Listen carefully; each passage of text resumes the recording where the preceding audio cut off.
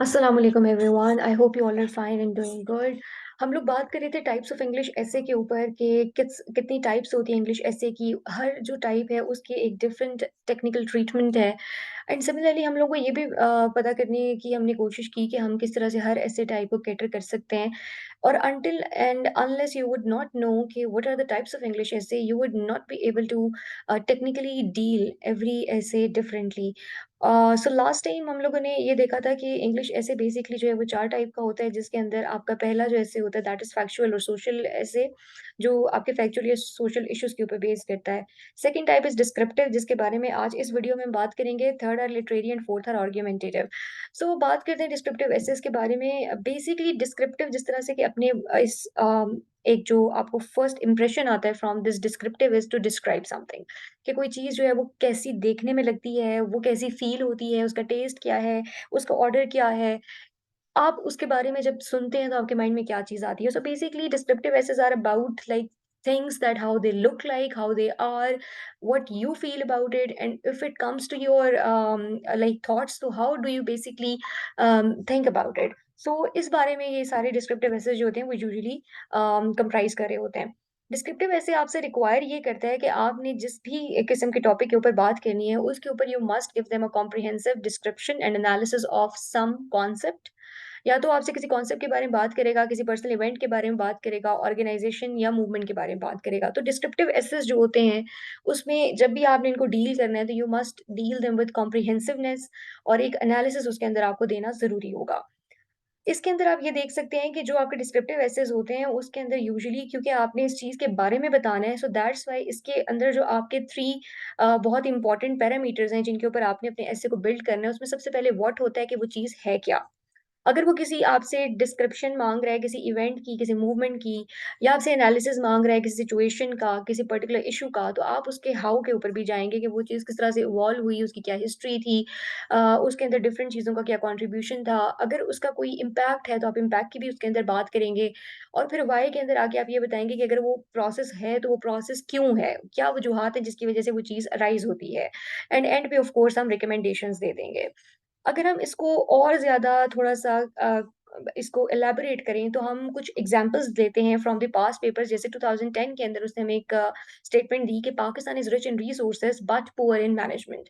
It is simply a descriptive. ऐसे इसके अंदर उनसे वो आपसे जो है वो पूछ रहा है कि जी पाकिस्तान जो है वो रिच है रिसोर्सेज़ के अंदर, लेकिन उसमें मैनेजमेंट अच्छी नहीं है, and this is a fact. हम अगर देखें तो हम इसमें बहुत अच्छे तरीके से एक एनालिसिस प्रेज़ेंट कर सकते हैं कि पाकिस्तान में किसी भी चीज़ की कमी नहीं है, चाहे वो आपका नेचुरल रिसोर्स हो, चाहे वो आपका ह्यूमन रिसोर्स हो। If there is something lacking that is basically the management. दूसरा भी हम देख रहे हैं कि उसने 2016 के अंदर आपको एक टॉपिक दिया कि world as a global village, learning to live together. So basically it is again that how you have to learn to live together because you are living in a global village, जिसके अंदर आपके लिए tolerance भी ज़रूरी है, आपके लिए coexistence भी ज़रूरी है, आपके लिए ग्रोथ भी ज़रूरी है, और इन सब चीज़ों के लिए बहुत ज़रूरी है कि आप एक-दूसरे के साथ रहना कैसे है, इस चीज़ को लर्न करें। सो इसी 2016 के अंदर आपको एक टॉपिक दिया, again a descriptive topic, women universities agents of change 2020 के अंदर टॉपिक आया है। इसके अंदर भी वो आपको ये बताते हैं कि वुमेन यूनिवर्सिटीज़ जो हैं वो एजेंट ऑफ चेंज हैं। किस तरह से एजेंट्स ऑफ चेंज हैं कि जब आपकी एक औरत जो है वो आला तालीम हासिल करती है, तो वो आपके माशरे को किस तरह से परवान चढ़ाती है, और किस तरह से बेसिकली आपका माशरा एज़ अ होल जो है वो तरक्की कैसे करता है। तो ये बेसिकली हमने कुछ टाइप्स ऑफ टॉपिक्स देखे, जिसके अंदर हम लोगों ने डिस्क्रिप्टिव एसेस को निकाला, और हमने देखा कि ये वो एसेस हैं जिसके अंदर हमारा जो क्वेश्चन स्टेटमेंट्स होंगी, वो बेसिकली जब हम उनके ऊपर ऐसे करेंगे, तो it will just revolve around कि वो चीज़ है क्या, वो चीज़ कैसे है, वो चीज़ क्यों है, उसके क्या इम्पैक्ट्स एंड रिकमेंडेशंस देंगे।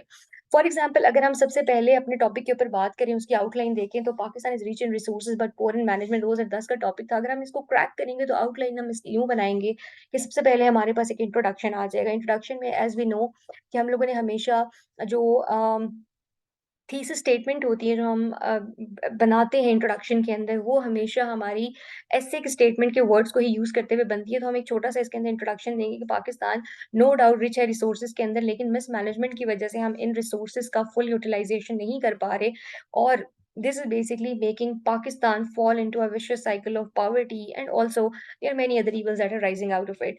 दूसरी बात हम इसमें करेंगे कि नेचुरल रिसोर्सेज़ पाकिस्तान के कितने हैं, क्या उसकी रिचनेस है, क्या उसकी अबंडेंस है, थोड़ा-सा सॉरी अबंडेंस है, इसके बारे में हम थोड़ा-सा बताएँगे।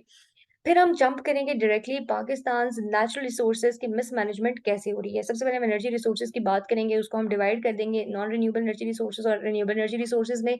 नॉन रिन्यूएबल के अंदर हमें पता है कि हमारे पास ऑयल गैस के रिज़र्व्स हैं, कोल के रिज़र्व्स हैं, जहाँ-जहाँ हैं हम उनको भी इसमें पिन पॉइंट कर सकते हैं, कितनी क्वांटिटी है, कितना हम यूटिलाइज़ कर रहे हैं, कितना हम उसको अंडर यूटिलाइज़ कर रहे हैं और कितनी उसकी फर्दर पोटेंशियल है।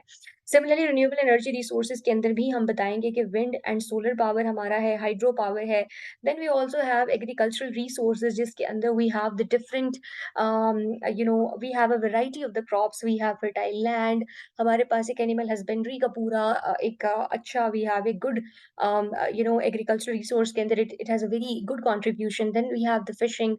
So basically इस तरह की चीज़ें बता के हम बताएँगे कि पाकिस्तान में इन चीज़ों को हम we do have all these things but इनको प्रॉपर्ली मैनेज नहीं किया जाता। फिर सिमिलरली हमारे पास मिनरल और रिसोर्सेज़ हैं जिसमें हम कॉपर और गोल्ड की बात करेंगे, रेकोडेक का रेफरेंस आप इसमें दे सकते हैं, सॉल्ट माइन्स हैं, बाकी मिनरल्स हैं, जिसके अंदर आप बहुत सारी जो हमारी डिफरेंट रेंजेज़ हैं, उनकी बात करके जो वहाँ से माइनिंग होती है और जि कितना हम उसको यूटिलाइज़ करते हैं, कितना उसके अंदर पोटेंशियल और कितना जो है वो अंडर यूटिलाइज़ होता है। ह्यूमन रिसोर्सेज़ के बारे में भी हम बात कर सकते हैं, पाकिस्तान की जो यूथ है वो इस टाइम पे हमारी आबादी का ऑलमोस्ट मोर देन 50% कंप्राइज़ करती है। इसके अंदर हम ये बता सकते हैं कि हर साल हमारे कितने ग्रेजुएट्स जो हैं वो आईटी के ग्रेजुएट्स हैं। फिर हम इसका कंपैरिज़न इंडिया के साथ करके ये बता सकते हैं कि how uh, they are increasing their growth in the IT sector day by day and किस तरह से वो हमसे बहुत आगे निकल गए इस चीज़ में। पाकिस्तान में फ्रीलांसिंग इंडस्ट्री की हम बात कर सकते हैं और इसके अलावा सेल्फ एम्प्लॉयमेंट की बात कर सकते हैं। टेक्नोलॉजी के यूटिलाइज़ेशन के थ्रू हम फर्दर कौन-कौन से मिरेकल्स हमारे साथ हो सकते हैं। फिर हम आखिर आखिर में ये बताएँगे कि वो कौन से फैक्टर्स हैं जिसकी वजह से देखिए हम लोगों ने बात की थी कि ये है क्यों?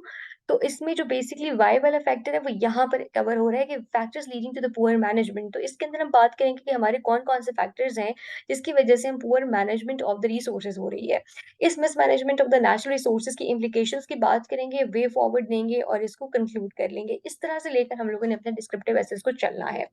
इसके अंदर आप लोगों को ये बताती चलूँ कि अगर आप लोगों को कभी भी ये लगता है कि किसी भी पॉइंट के ऊपर आप जो है वो अपने टॉपिक से डेविएट हो रहे हैं या अगर आपको ये लगता है कि आपको जो है वो इस टॉपिक को ठीक से आप डिस्क्राइब नहीं कर पाए, तो हमेशा इन 3 चीज़ों को जिनका मैंने आपको पहले बताया, इसके ऊपर ज़रूर अपना फ़ोकस रखें।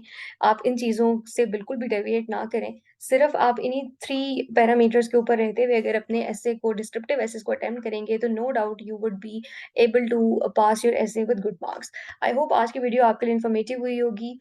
Thank you so very much for all your feedback and I wish you all very good luck. Thank you so much.